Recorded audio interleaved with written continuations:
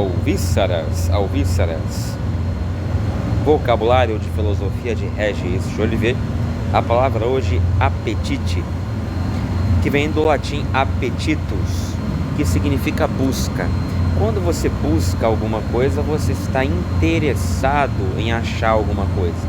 Então o verbo buscar, ele explicita o interesse, a vontade, né, de achar, de encontrar, de conquistar, de conseguir. Então o apetite tem tudo isso dentro do seu significado. É a vontade, a inclinação para determinado fim, interesse. Então, na psicologia filosófica, nos escolásticos, foi a tendência para o bem conhecido, sensível ou espiritual. O que é o bem conhecido? É aquilo que tem o dom da existência, que tem a característica da existência, ou inclusive outras características benéficas além da existência, e que é da ciência do indivíduo. Ele sabe que aquilo existe e possui aquelas características boas.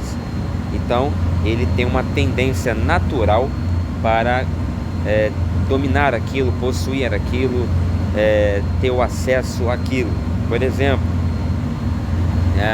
você tem ali a beleza, né? A beleza é uma coisa muito boa, é uma coisa naturalmente boa. Então é natural do indivíduo que ele tenha a propensão de querer ser belo, de buscar a beleza, de estar próximo à beleza, né? Que ele tenha essa meta de buscar a beleza, esse ímpeto de correr atrás da beleza, de manter a beleza. Então isso era o que na escolástica se chamava apetite. Aí você vai ter apetite natural, apetite racional e apetite concupiscível. O apetite natural é a relação puramente passiva de um ser com o seu fim. Então você tem exatamente o que eu acabei de falar, o apetite natural que um ser tem pela beleza, que se torna um fim, né? O fim é ser belo. Então para alcançar esse fim eu tenho um apetite natural, logo uma inclinação, um movimento que é posto em circulação, posto em ação naturalmente pelo meu ser e até mesmo inconscientemente. O apetite racional, que tem a ver com a vontade, ele é determinado pelo conhecimento de um bem espiritual. Aí já é um pouco diferente, porque agora trata-se de um bem espiritual.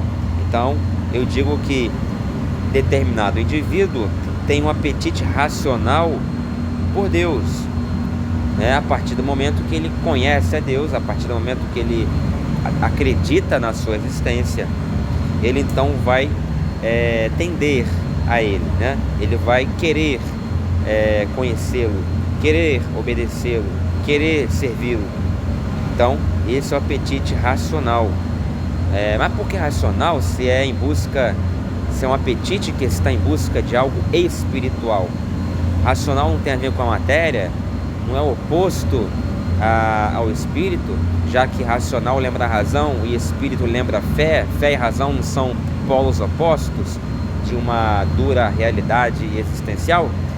Não necessariamente, porque, como nos diz Santo Anselmo, a fé em busca de intelecção é a fides querens intellectum, ou seja, toda fé está em busca de intelecção. Toda fé que se preza, ela não abre a mão nem por um momento da intelecção, ou seja, da razão. O apetite sensível, porém, ele vai se subdividir em concupiscível e irascível, que é o que eu tinha esquecido até de mencionar. Existe também o apetite irascível.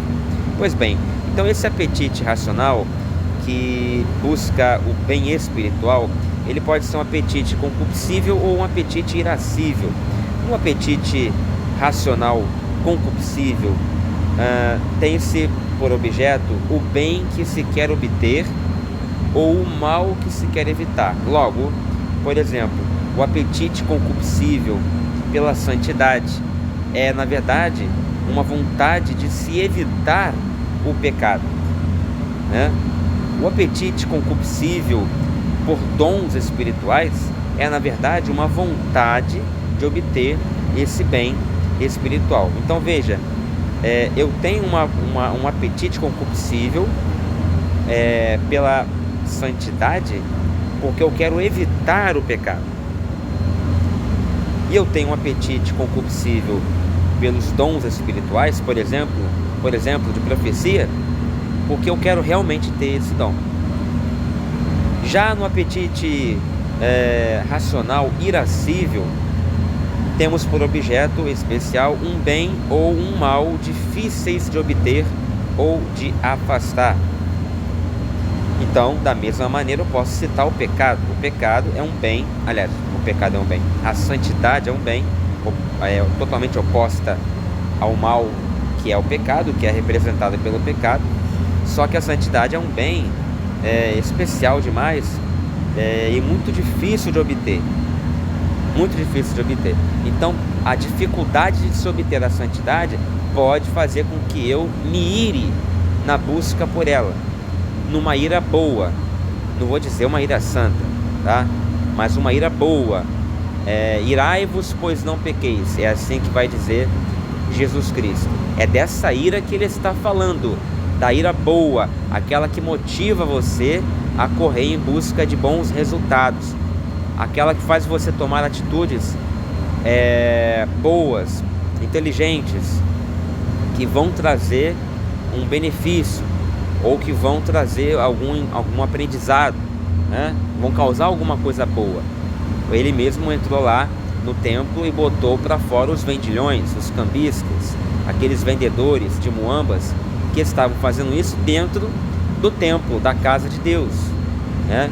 Então, como ali era uma casa de Deus, era um templo, não era um lugar para se vender coisas, bugigangas, etc, etc. Inclusive, muitas delas eram vendidas para serem usadas em sacrifícios no templo, eram vendidas de maneira errada, inadequada, inclusive com usura, né? Aí tem todo o contexto lá. Então era um pecado aquilo, logo precisava ser purificado. Então ele fazendo aquilo com a ira que ele estava, com a ira que ele tinha, ele fazendo aquilo, ele estava purificando o templo, logo uma coisa boa. Então foi uma ira boa aquela que Jesus teve naquele momento. Agora, o apetite racional irascível para o mal, ou seja, uma má ira, uma ira ruim, é aquela que se dá quando existe um mal difícil, né, de afastar. E esse mal difícil de afastar faz com que você então sinta-se assim excitado, com ira, para poder afastar aquilo ali e não está conseguindo. E diante dessa dificuldade, você acaba falando um palavrão, você acaba fazendo um mal a alguém, etc, etc. E aí, quando você vai ver, é uma má ira. Por quê? Porque a ira se mede pelo resultado dela.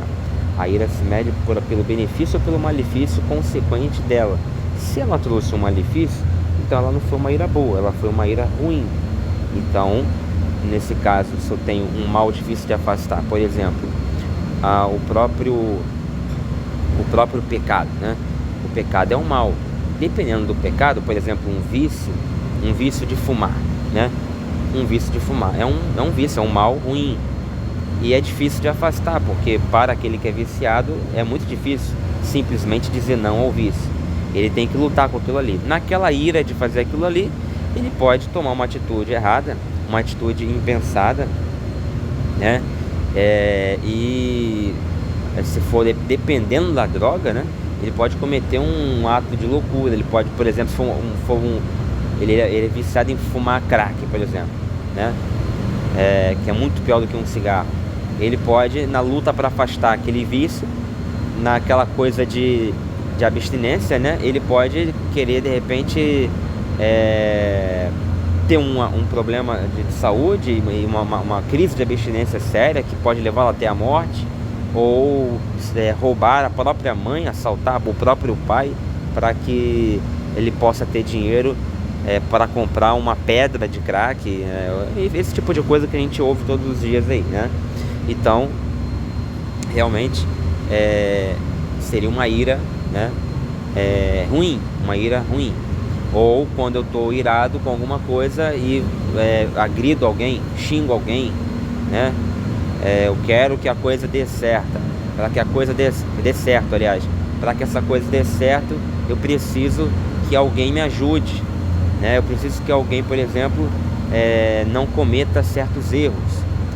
Mas aí eu quero que aquilo aconteça, preciso que aquela pessoa atue de maneira correta, mas ela tem certas limitações. Só que aí o que acontece? Para afastar aquele problema, aquela limitação daquela pessoa e nós termos atingirmos a meta, eu me irrito com a pessoa e num ataque de ira eu acabo ofendendo, humilhando, ofendendo a pessoa, xingando a pessoa. Ah, você é burro, fulano. Deixa de ser burro. Você também não presta pra nada, não serve pra nada.